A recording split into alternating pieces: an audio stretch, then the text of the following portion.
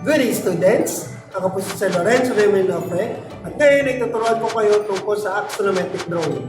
Una, axonometric drawing at kung paano gumawa ng axonometric drawing ng isometric, dimetric at trimetric. Kaya tara, simulan natin. Ano nga ba ang isang axonometric drawing? Ang axonometric drawing ay isang pictorial drawing kung saan 3-dimensional drawing kung saan nakalagay yung top view, front view, at side view sa isang drawing. Ang receding lines ito ay isometric are always parallel or hindi nagmi-meet. May tatlong klase ang axonometric drawing. Una ay isometric, pangalawa dimetric, pangatlo ay trimetric. Ang isometric ay 30 degrees magkabilang gilid. Dimetric ay 15 degrees one side at 45 degrees ang kabila. Habang ang trimetric naman ay 15 degrees magkabila. Paano nga ba gumawa ng axonometric drawing katulad nito? Ihanda ang mga sumusunod. Pencil Mongol number 1, Pencil Mongol number 2, ruler, protractor, at malinis na borderline. Gamit ng ruler at pencil Mongol number 1, maglagay tayo ng horizontal lines sa sukat na 10, 11, 12, at 15.5 cm.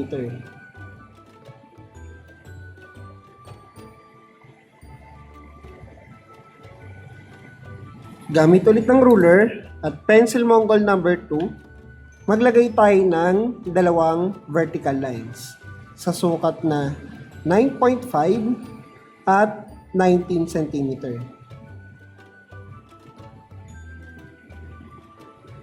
Gamit ulit ng ruler at pencil Mongol number 1, maglagay tayo ng tuldok sa bawat gitna ng ating mga box. Dito maglagay tayo ng sukat na 5 cm na tuldok sa gitna, 5 cm na tuldok sa gitna, at dito ay 4.5. Gamit na ating protractor, so gagamitin natin protractor sa paglalagay ng mga angles dito. Magsisimula muna tayo dito sa left side. Ilagay natin ang center na ating protractor dito sa tuldok at ang baseline na ating protractor dito sa ating horizontal line. Dito muna tayo magsisimula sa part na ito. Dito sa left side ay maglagay tayo ng 30 degree na marka sa outer scale at 30 degree na marka sa inner scale. Kung lumagpas na ang inyong protractor sa mismong borderline o sa papel, so ganito ang pwede natin gawin. Itapat natin ang ating lapis dito sa sukat na ating 30 degree at dahan-dahan nating tanggalin ang ating protractor. At saka tayo maglagay ng marka. Ibalik natin ulit ang ating protractor sa tamang pwesto kung saan ang center ng ating protractor ay sa tuldok, ang baseline ay sa horizontal line. At i-check natin kung tama ba yung marka na ating nagawa. Dito maglalagay tayo ng marka na 30 degree inner scale kahilera ng 150 degrees. So meron na tayong dalawang marka. So gamit po na ating ruler at pencil Mongol number 1. So maglagay tayo ng 4 cm na linya. Baliktarin natin ang ating ruler at itapat natin doon sa 30 degree left side. At gumawa tayo ng 4 cm na linya sa left side at sa right side. Gamit ulit na ating protractor, maglagay tayo ng 90 degree na sukat. Ilagay ulit natin yung center ng ating protractor sa tuldok at baseline sa gitna.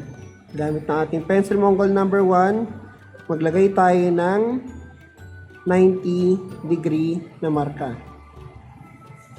Gamit ulit ng ruler at pencil Mongol number 1, maglagay tayo ng 4 cm na vertical line. Maglagay din tayo ng vertical line o sukat na 4 cm sa left side at sa right side sa tabi ng vertical line. Gawa tayo ng horizontal line sa gitna ng ating vertical line. Walang sukat ang magkalayo nitong dalawang 4 cm na ito. Basta kapantay nitong vertical line. Dahil gagamitin lamang natin ito sa protractor.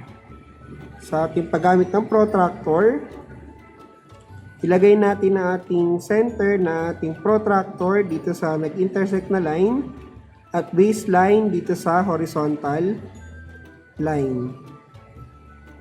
So maglagay ulit tayo ng sukat na 30 degree outer scale at 30 degree inner scale.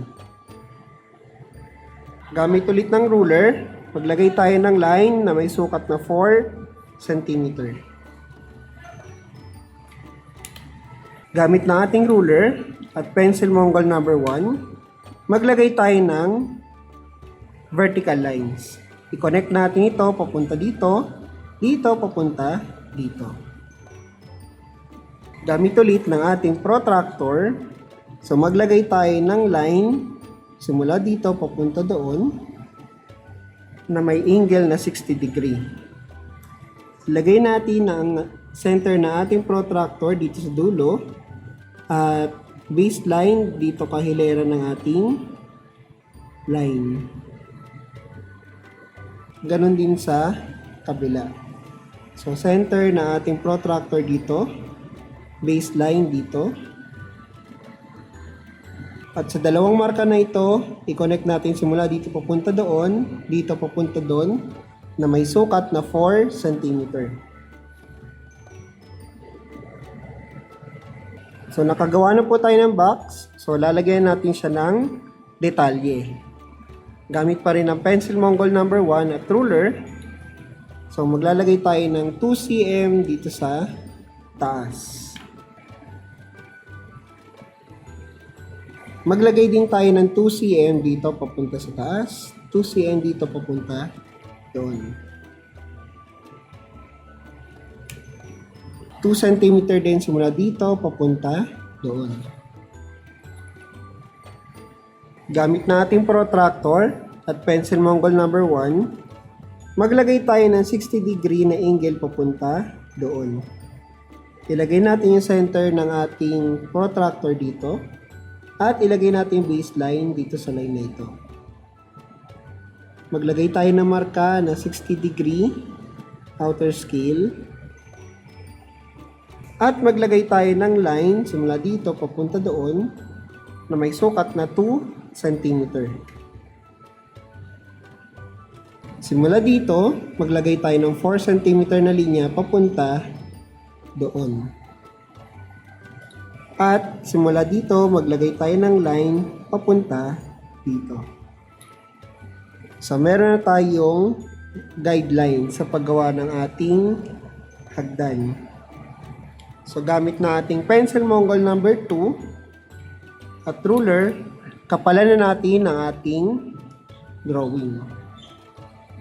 Simulan natin dito sa front view, sunod ang top view, then side view.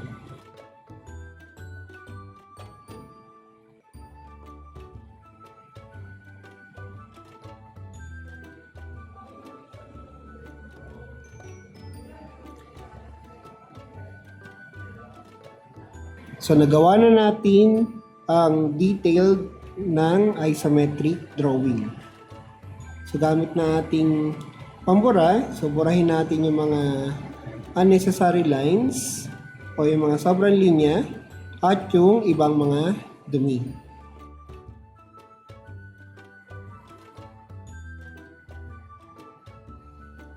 Panghuli, ay lagyan natin ng pangalan, ito, gamit ng Pencil Mongol number 2. Pangalanan natin siya na isometric. At meron na tayong isometric axonometric drawing. Gamit ulit ng protractor at Pencil Mongol number 1. So maglagay tayo ng angle ng 15 at 45.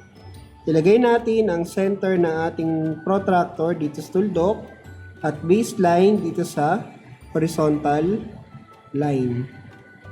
At maglagay tayo ng sukat na 15 degree outer scale at 45 degree inner scale. Gamit ng Pencil Mongol number 1 at ruler, maglagay tayo ng 4 cm na linya. Gamit ulit ng protractor, so maglagay tayo ng 90 degree na marka. So ilagay natin ng ating center ng protractor dito sa tuldok at baseline dito sa horizontal line. Maglagay tayo ng 4 cm na linya pataas. Maglagay tayo ng dalawang marka sa vertical line at gawin natin siyang horizontal line na may sukat na 4 cm. Gamit ulit ng protractor at Pencil Mongol number 1, maglagay tayo ng angle na 15 degree at 45 degree. Ilagay natin yung center na ating protractor dito at baseline dito sa horizontal line. So meron na tayong marka, ito at ito. Gamit ng ruler at Pencil Mongol number 1, maglagay tayo ng 4 cm na line. Gamit ng ating ruler at Pencil Mongol number 1, maglagay tayo ng vertical line simula dito, pupunta dito, dito, pupunta doon. Gamit ulit ng protractor at Pencil Mongol number 1, maglagay tayo ng angle 60 degree papunta doon. Simula din dito, pupunta doon. Ilagay natin yung center na ating protractor dito at baseline kahilera nito. So meron tayong dalawang marka. Ito at ito. Gamit ng Pencil Mongol number 1 at ruler. So paglagay tayo ng 4 cm na linya simula dito, pupunta doon, dito, pupunta doon.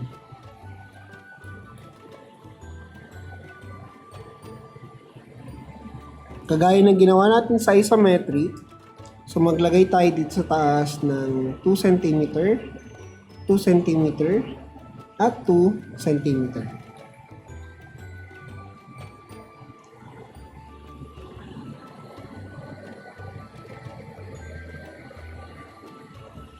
Simula dito, maglagay tayo ng 60 degree angle gamit ng protractor at Pencil Mongol number 1. Ilagay natin yung center ng ating protractor dito at ihilera natin baseline dito.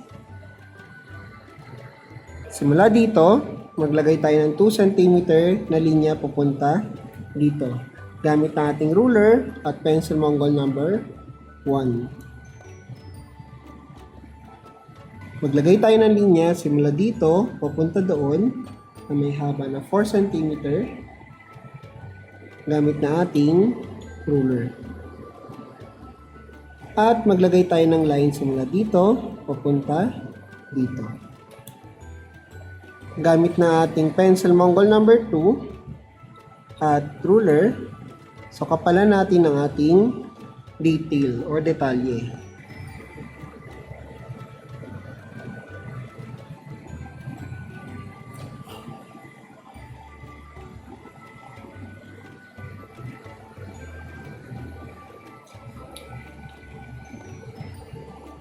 So, nalagyan na natin ng detalye. So, burahin natin yung mga unnecessary lines and marks.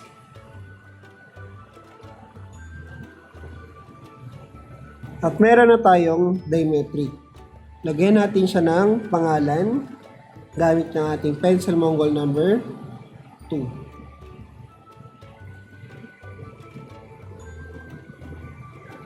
At meron na tayong dimetric.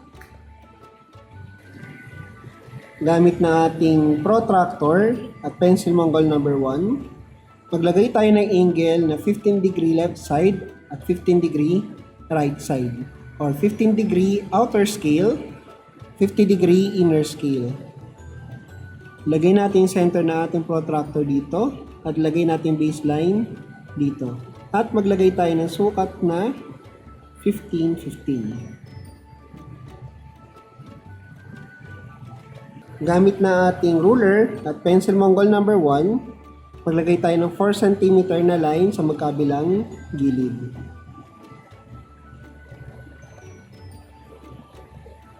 Gamit ulit ng protractor at pencil Mongol number 1, maglagay tayo na 90 degree angle. At gamit ng ruler at pencil Mongol number 1, maglagay tayo ng 4 cm na vertical line.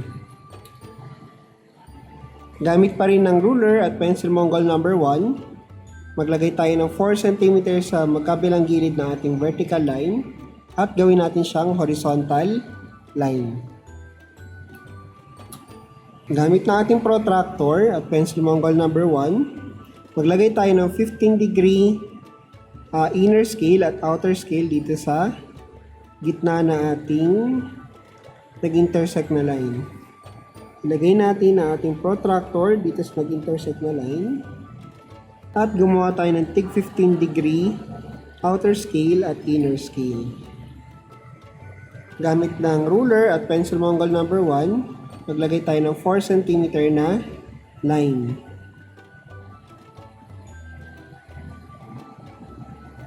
Gamit na ating ruler at pencil Mongol number 1, maglagay tayo ng vertical lines. Ipag-meet natin simula dito, papunta dito, dito papunta dito. Gamit na ating protractor, ilagay natin yung center na ating protractor dito at maglagay tayo ng angle na 30 degree papunta po doon. Ganun din gawin natin dito sa kabila, 30 degree papunta doon. Ilagay natin yung center ng protractor dito at baseline na ating protractor kahilera dito. Gamit na ating ruler at pencil Mongol number 1, maglagay tayo ng 4 cm na linya simula dito papunta doon sa nilagyan natin ng marka. 4 cm na linya simula dito papunta doon sa nilagyan natin ng marka. Lagyan natin ng detalye ito. So maglagay tayo ng 2 cm na marka simula dito papunta dito, 2 cm na marka simula dito pababa dito, 2 cm dito papunta doon, 2 cm simula dito papunta doon.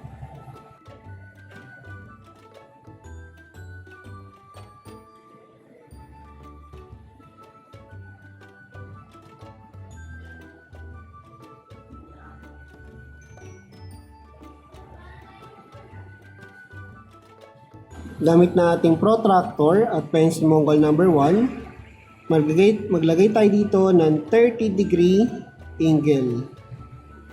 Ilagay natin yung center na ating protractor dito at baseline dito. At maglagay tayo ng 30 degree sa outer scale. Gamit na ating ruler at pencil Mongol number 1, maglagay tayo ng 2 cm na line. At simula dito, maglagay tayo ng 4 cm na line, kokonekta dito. At i-connect na natin simula dito, papunta dito. So, meron na tayong mga detalye. So, kapalan natin itong mga detalye na to gamit na ating ruler at pencil Mongol number 2.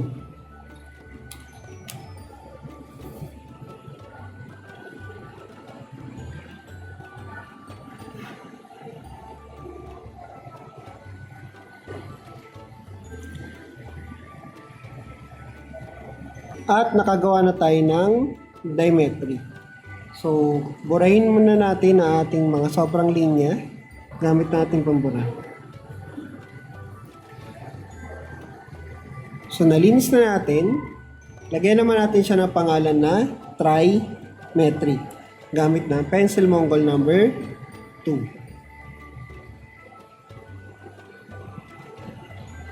So, nakagawa na tayo ng trimetric. Nagawa na natin ang isometric, dimetric, at trimetric. Lagyan naman natin siya ng title dito sa ilalim. Gamit na ating ruler at pencil Mongol number 1. Baliktarin na ating ruler. Nasa ilalim ng centimeter. Maglagay tayo ng sukat sa 2 cm at 3 cm. Gamit na ating pencil Mongol number 2, lagyan natin ng axonometric drawing.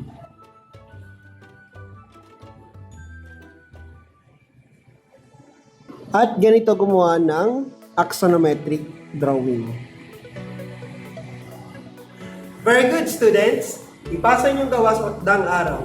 Huwag kalimutan lagyan ng pangalan, grade at section, date kung kailan mo pasa, at pangalan ko, Mr. Nofred. Muli, ipasa niyong gawa sa takdang araw. Maraming salamat.